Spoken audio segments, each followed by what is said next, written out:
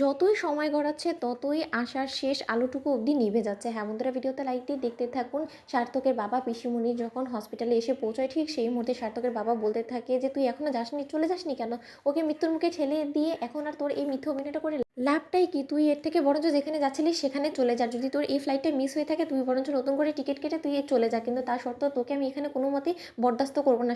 অন্যদিকে সার্থক যখন ওটি থেকে ডক্টরদেরকে বের হতে দেখে ঠিক সেই মুহূর্তে সার্থক বলতে থাকে যে, "ডক্টর, কী কন্ডিশন এখন স্রোতের? আপনি বলুন না, আপনি কোনো কথা বলছেন না কেন?" তখন ডক্টর বলতে থাকে যে, "দেখুন, যতই সময় গড়াচ্ছে ততই আমাদের আশার আলো নিভে আসছে মনে হচ্ছে। ওনার অক্সিজেন লেভেল অনেকটা কমে গিয়েছে। ওনার বাঁচার আশা প্রায় নাই বললেই চলে। কিন্তু তা সত্ত্বেও আমরা আমাদের মতো করে যথাসাধ্য চেষ্টা চালিয়ে যাচ্ছি। আমরা আমাদের শেষ নিঃশ্বাস অবধি শেষ চেষ্টা চালিয়ে যাব। তারপরে বাকিটা ঠাকুরের উপরে নির্ভর করছে।" অন্যদিকে এই কথা বলা মাত্র সার্থকের বাবা বলতে থাকে যে, "ডক্টর, তার মানে আমরা ধরে নিতে পারি যে স্রোতের বাঁচার আশা নেই বললেই চলে?" তখন এই কথা বলা মাত্র সার্থক বলতে থাকে যে, "না, না বাবা, এরকম করে নিরাশ হলে কোনো মতেই চলবে না। তোমরা সকলে নিরাশ হলো, আমি অন্তত শেষ অবধি আশা রাখবো।" অন্যদিকে কথা বলা মাত্র নীলু বলতে থাকে যে, "হ্যাঁ সেই তো, এখন তুমি মিথ্যে ভালো মানুষের অভিনয়টা করবে। তখন খেয়াল ছিল না যখন কিনা তুমি আমার এই ছোট্ট বোনটাকে 1 বছরের জন্য রেখে বিদেশ পাড়ি জমানোর কথা ভেবেছিলে? নিজের স্বার্থসিদ্ধির জন্য তুমি আমার বোনের এত বড় সর্বনাশ করতে চলেছিলে। আজকে আমার বোনটা যেই মৃত্যুর দিকে ওকে ঠেলে দিয়েছো, সেই তোমার মনে হচ্ছে যেন এখন তো আর স্রোত কোনো মতেই আমার কাছে আর ফিরে আসবে না। তাহলে তো এখন এই অভিনয়টা করলে সকলের সামনে এমনিতেই আমি ভালো মানুষ সেজে যেতে পারবো। কিন্তু একটা কথা আমি তোমাকে সার্থক স্পষ্টরূপে বলে দিচ্ছি যে আমার বোন যদি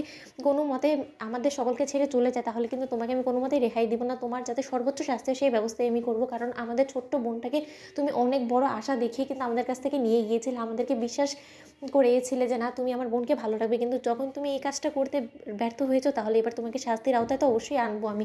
অন্যদিকে এই কথা বলা মাত্র সার্থকের বাবার যখন হঠাৎ করে অসুস্থ ফিল করতে থাকে ঠিক সেই মুহূর্তে সার্থকের বাবা হার্ট অ্যাটাক করে বসে। তখন সার্থকের পিসিমণি বলতে থাকে যে, "দাদা, তোমার কী হলো? দাদা, তুমি কথা বলছো না কেন?" অন্যদিকে ডক্টররা এমার্জেন্সি যখন সার্থকের বাবাকে হসপিটালে স্পটে ঠিক সেই মুহূর্তে সার্থকের বাবার হার্ট অ্যাটাকের খবর শোনা মাত্র সার্থক আরও কান্নায় ভেঙে পড়ে বলতে থাকে যে, "ঠাকুর, এক এক করে তুমি আমার পরিবারের সকল প্রিয়জনদেরকে আমার কাছ থেকে না কেড়ে নিয়ে তুমি বরঞ্চ একেবারে আমাকে চিরতরে তোমার কাছে নিয়ে নাও। তাহলে হয়তো বা আমার ওদেরকে দেখে এতটা কষ্ট পেতে হবে না। কারণ আমি তিলে তিলে শেষ হয়ে যাচ্ছি ঠাকুর। আমার নিজের মধ্যে অপরাধবোধ কাজ করছে। আমি কী করে নিজেকে হ্যান্ডেল করবো? একদিকে আমার স্ত্রী মৃত্যুর সঙ্গে পাঞ্জা লড়ছে, অন্যদিকে আমার বাবা অসুস্থ হয়ে আইসিইউ রুমে পড়ে আছে। এগুলো দেখে আমি কী করে নিজেকে ঠিক রাখতে পারি ঠাকুর? তুমি আমার এরকম অগ্নি পরীক্ষা নিও না ঠাকুর। তুমি প্লিজ আমার উপরে একটু রহম করো।